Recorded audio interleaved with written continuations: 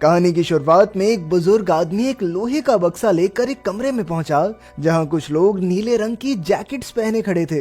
उन्होंने उस डब्बे में एक डॉक्यूमेंट और एक प्लास्टिक की चाबी रखकर उसे बंद करके 200 साल का टाइमर लगा दिया।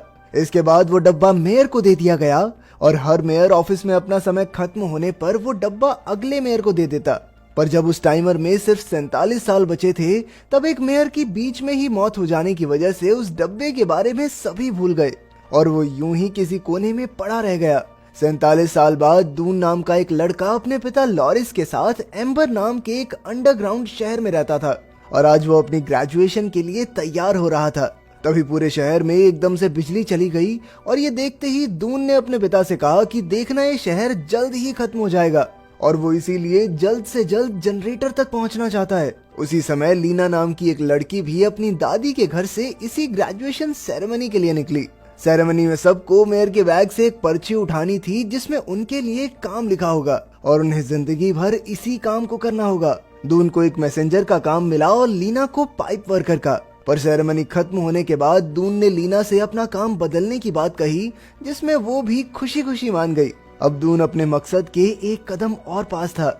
लीना ने अपने काम के बारे में घर जाकर अपनी दादी को बताया और वहीं दून ने अपने पिता से इस बारे में बात की, जो उसे समझाने लगा कि कैसे वो अपने काम को अपने फायदे के लिए इस्तेमाल कर सकता है। दून के पिता एक इंजीनियर थे और वो अपने बनाए इलेक्ट्रिकल डिवाइसेस में ही लगे रहते थे। उधर लीना ने अपनी बहन को सुलाकर एक पेडल सेट को चलाना शुरू किया, जिससे थोड़ी सी बिजली बनाकर उसने अपने मरे हुए पिता की आवाज को सुना।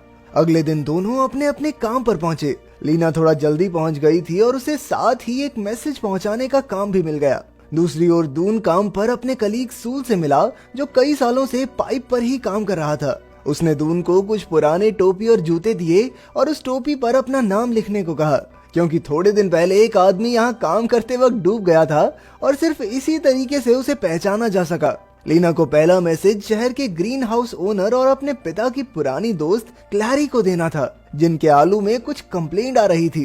क्लैरी से बात करते वक्त बीच में ही उन दोनों को बाहर से कुछ शोर सुनाई दिया। असल में एक बूढ़ा आदमी एम्बर शहर से भागने की कोशिश कर रहा था और मेयर के आदमियों ने उसे पकड़ लिया।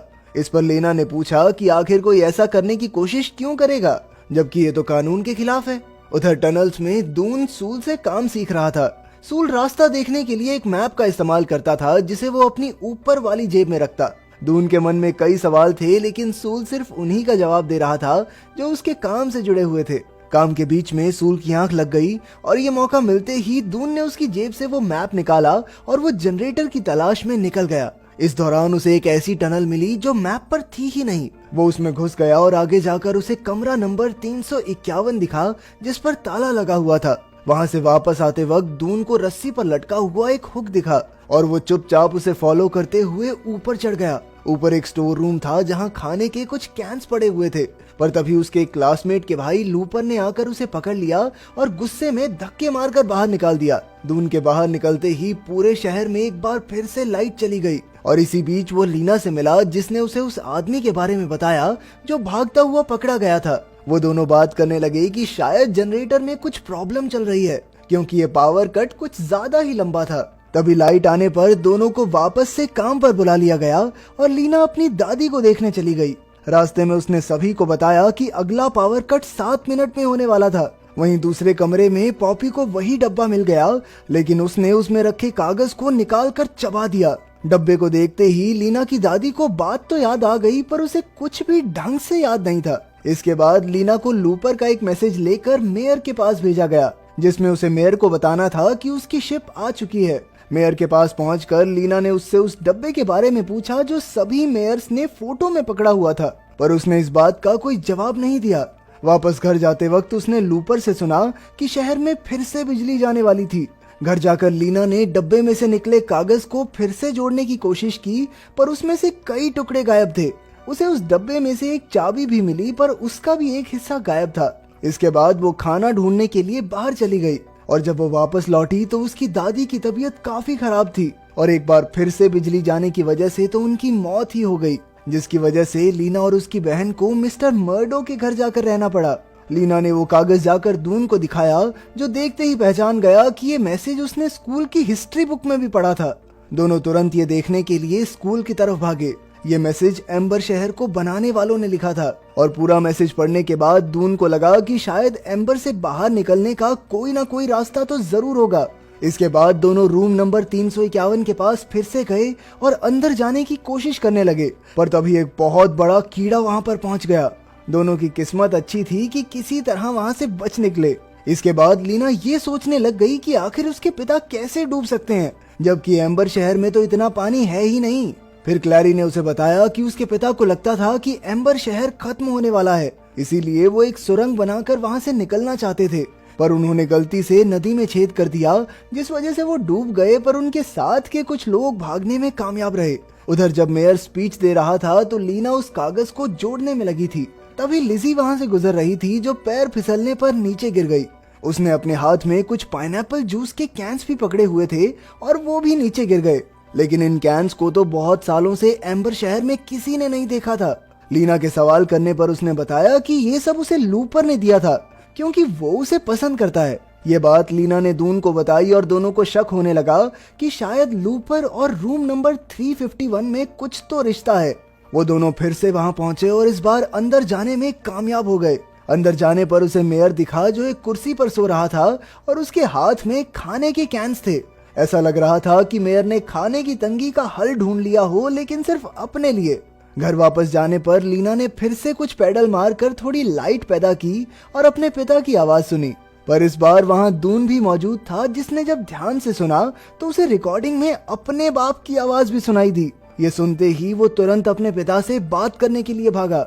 घर पहुंचकर उसने अपने पिता पर आरोप लगाया कि उसके पिता ने एम्बर से भागने की कोशिश की थी, लेकिन उसे उन्होंने आज तक कुछ नहीं बताया। इस पर उसके पिता ने जवाब दिया कि इस कोशिश में उसके सभी दोस्त मारे गए थे और वो बिल्कुल नहीं चाहता कि उसके बेटे का भी कुछ ऐसा ही हाल हो। पर दून ने जवाब दिया कि वो अंधेरे में तीर नहीं चला रहा, उसके पास यहाँ से बाहर निकलने का फुल प्रूफ प्लान है। उधर लीना ने मेयर के असिस्टेंट को जाकर सब कुछ बता दिया कि कैसे मेयर ने अपने लिए तो खूब सारा खाना रखा हुआ है, जबकि आम जनता भूखमरी का शिकार हो रही है। उसने पहले तो लीना का शुक्रिया अदा किया, लेकिन फिर बाद में जबरदस्ती खींचकर मेयर के पास ले गया। वो लीना को गिरफ्तार करने ही वाले थे कि एक बार फिर से बिजली चली गई और मौका मिलते ही लीना मेयर की जेब से वो चाबी लेकर भाग गई, जिसका आधा हिस्सा उसके डब्बे में मौजूद था। मेयर को इस बात से कुछ खास फर्क नहीं पड़ा, क्योंकि वो तो उस चाबी का इस्तेमाल सिर्फ अपने दांत साफ करने के लिए करता था। बिजली वापस आने पर मेयर ने अपने आदमियों को दून और लीना को अरेस्ट करने के लिए भेज दिया, पर दून अपने पिता की मदद से वहां से भागने में कामयाब हो गया। दूसरी ओर क्लैरी ने लीना को ग्रीन हाउस में ही एक सीक्रेट कमरे में छिपा दिया और कुछ ही देर में दून भी वहां पहुंच गया। कमरे में जाकर दून को अपने पिता की बनाई हुई एक मशीन दिखाई दी और दोनों ने उस पर बैठकर एक सुरंग बनाते हुए भागने का फैसला किया। लीना ने दून को मेयर के पास से चुराई हुई चाबी दिखाई और फिर उसने बक्से से दूसरा हिस्सा निकालकर दोनों को जोड़कर चाबी को पूरा किया। इसके बाद उन्होंने चुपके से लीना की छोटी बहन पॉपी को भी अपने साथ ले लिया और फिर वो पाइपिंग सिस्टम के कंट्रोल रूम में पहुंचे। दून ने एम्बर से बाहर निकलने में सून की मदद मांगी, पर उसने ये कहकर मदद करने से मना कर दिया कि ये उसका काम नहीं है, और उनके पास मौजूद नक्शे की मदद से उन्होंने एक ऐसा सिस्टम चालू कर दिया जिससे वहां पर रखे लॉकर्स बोट बन गए और एक एक करके खुद ब खुद नदी में जाने लगे।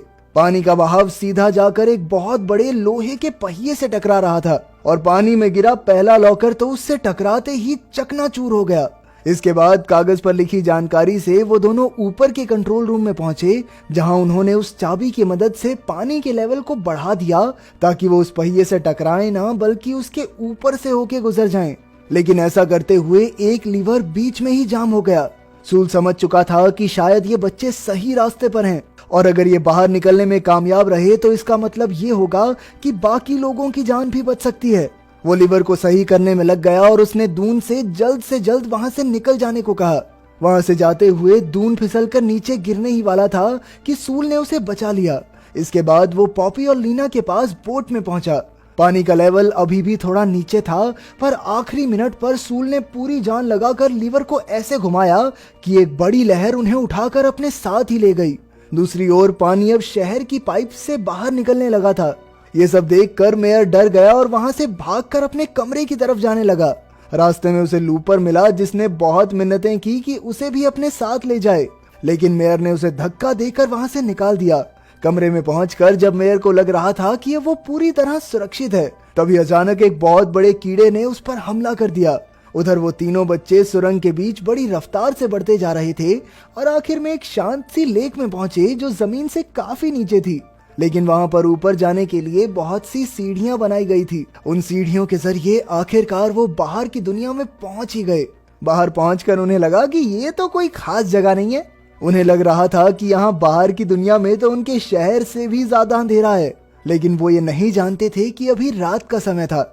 अगली सुबह उन्होंने पहली बार उगते सूरज को देखा। हरे भरे पेड़ पौधों और पक्षियों को देखकर तो वो अपनी आंखों पर यकीन ही नहीं कर पाए। उनकी खुशी का तो कोई ठिकाना ही नहीं था। एक गड्ढे से नीचे देखने पर उन्हें एम्बर शहर दिख रहा था, जिसमें उन्होंने एक पत्थर में अपना मैसेज और वो मैप बांधकर नीचे फेंक दिया। वो पत्थर दून के पिता को मिला और उम्मीद है वो बाकी सबको बचाकर बाहर ले ही आएंगे।